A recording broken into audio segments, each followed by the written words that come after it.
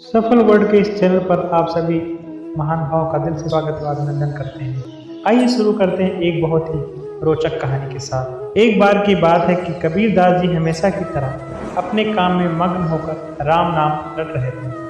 तभी उनके पास कुछ तार्किक व्यक्ति आते हैं। उनमें से एक व्यक्ति उनसे पूछता है, कबीर जी आपने यह गले में क्या पहन रखा है? कबीर जी कहते हैं, यह कंठी है। कंठी यानी गले में पहनी जाने वाली रुद्राक्ष की माला। तब दूसरा तार्किक व्यक्ति उनसे प्रश्न करता है, भाई अपने माथे पर यह क्या लगा रखा है? इसे तिलक कहते हैं मेरे भाई। कबीर जी कहते हैं। उत्तर सुनकर एक अन्य तार्किक व्यक्ति फिर से उनसे प्रश्न करता है, आपने यह हाथ में क्या बांध रखा है? आप क्या कर रहे हो? यह सुनकर कबीर जी कुछ उन लोगों को कहते हैं, मैं राम राम रट रहा हूँ। गुरु जी की आज्ञा है। राम नाम के भीतर सकल शास्त्र पुराण सृष्टि का सार है, इसलिए मैं नाम जप रहा हूँ। यह सुनकर उनमें से एक व्यक्ति कहता है, अच्छा तो तुम राम नाम जपते हो तो राम का भजन करते हो?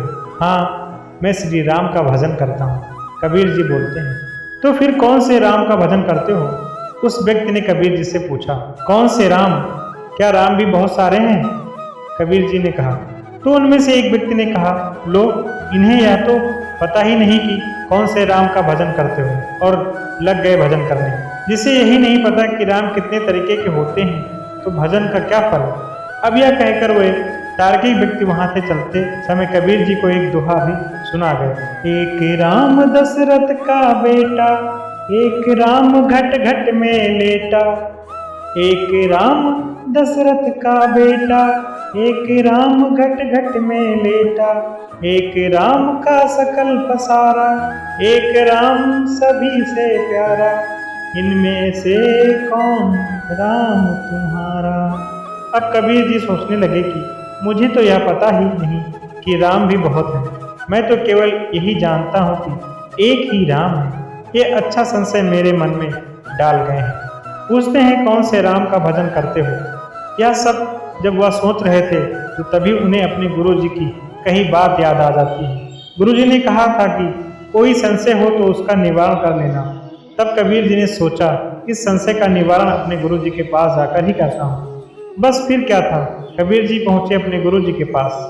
गुरु जी को प्रणाम कर एक और हाथ बांध कर खड़े हो गए। कबीर जी को देखकर गुरु जी बोले, आओ कबीर क्या बात है? तब कबीर जी बोले, गुरु जी एक अजीब सा संशय चित्त में आ गया है। कौन सा संशय? गुरु जी ने पूछा। कबीर जी बोले, गुरु जी कुछ तार्किक विद्वान मेरे पास आए थे। मैं बैठा आपकी आज्ञा से राम नाम का जाप कर रहा था। तब वे मुझसे पूछने लगे, क्या कर रहे हो कबीर? मैंने कहा, राम राम रट रहा हूँ। फिर वह पूछने लगे कि कौन से राम का भजन कर रहे हो? तब हमने उनसे पूछा कि क्या राम भी बहुत सारे होते हैं क्या? तो वे मेरे इस प्रश्न के उत्तर में मुझसे बोले, हाँ और क्या तुम्हें यही नहीं पता क्या? जाते जाते मुझे एक दोहा भी सुनाकर चले गए। वह दोहा है, एक राम दशरथ का बेटा, एक राम घट घट में लेटा। एक राम का सकल पसारा, एक राम सभी से प्यारा। इनमें से कौन सा राम तुम्हारा? यह सुनकर गुरु जी बहुत खुश हुए और बड़े जोर से हंसने लगे।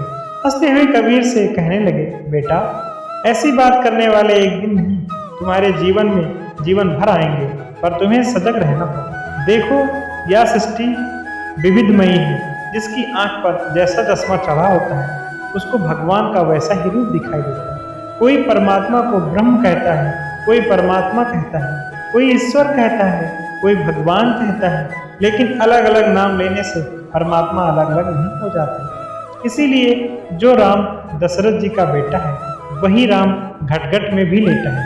उसी राम का सकल पसारा है और वही राम सबसे प्यारा है। लेकिन एक बात है इस दोहे में एक राम चारों पंक्ति में ही एक ही है। तो बेटा इस दोहे का अर्थ क्या है?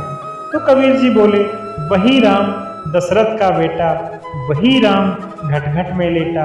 उसी राम का सकल पसारा, वही राम सभी से प्यारा। तब गुरु जी ने कबीर को समझाते हुए आगे कहा, जब राम सभी जीवों के भीतर विराजमान रहते हैं तो सबके घट घट में व्याप्त हुआ ना। और राम ने ही इस सृष्टि को रचा है तो यह सब पसारा उन्हीं का है। लेकिन इस सृष्टि की रचना करने के बाद भी वह इस सृष्टि में फंसते नहीं हैं, इसलिए वह सबसे न्यारे और सबसे प्यारे भी हैं। लेकिन जब कोई भगत रोकर उनको पुकारता है, प्रार्थना निवेदन करता है, तो वही निराकार साकार रूप में दशरथ जी के घर प्रकट हो जाते हैं। तो बेटा, इन चारों में कोई भेद नहीं है, ये चारों एक ही हैं। कबीर जी को उस दोहे का अर्थ अच्छे से गुरु जी ने समझा दिया। कबीर जी प्रसन्न होकर गुरुदेव जी के बोले, गुरु जी, आपने बहुत कृपा की है, अब मेरा इस विषय में कभी कोई संशय नहीं है।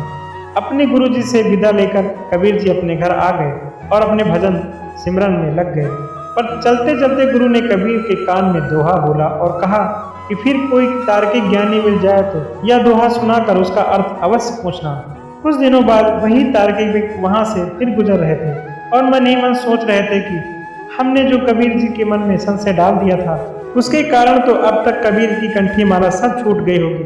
चलो उनके घर चलकर देखते हैं। कबीर जी के घर पहुंचकर उन्होंने देखा कि कबीर जी तो पहले की भांति बैठे राम नाम रट रहे हैं। यह देखकर उनमें से एक व्यक्ति ने पूछा, क्यों कबीर जी, आपको पता चल गया कि आप के कौन से राम का भजन करते हैं? अब कबीर जी तो पक्का अपने गुरु जी के चेले थे। उन्होंने कहा, मैं आपके सब प्रश्नों का उत्तर दूंगा, पर इससे पहले आपको मेरे एक प्रश्न का उत्तर देना होगा। वो सभी एक स्वर में बोले, पूछो।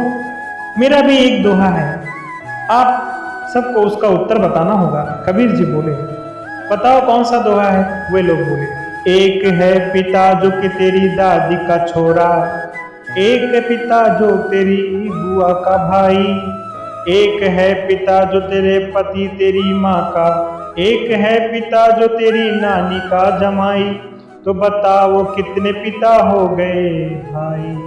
दोहा सुनते ही वो सभी भागे। तो कबीर जी ने उनसे कहा कि बताते तो जाते कि क्या एक पिता है या? और सभी बोले, हद हो गई कबीर, क्या कोई पूछने की बात है? अरे एक ही पिता होता है, वही पिता मेरी दादी का छोरा, वही पिता मेरी बुआ का भाई, वही पिता मेरी माँ का पति, वही पिता मेरी नानी का जमाई। तो कबीर जी ने कहा, अब आप सभी सुनते जाओ उत्तर। राम भी एक ही है, वही राम दशरथ का बेटा, वही राम घट घट में बेटा, उसी राम का सकल पसारा, वही राम सभी को प्यारा। दोस्तों, अगर ये छोटी सी कहानी आपको अच्छी लगी हो तो प्लीज़ इसे लाइक करिएगा, कमेंट्स करिएगा, और हमारे चैनल पर अगर नए हैं तो प्लीज़ इसे सब्सक्राइब करना बिल्कुल भी मत भूलिएगा। Thank you so much.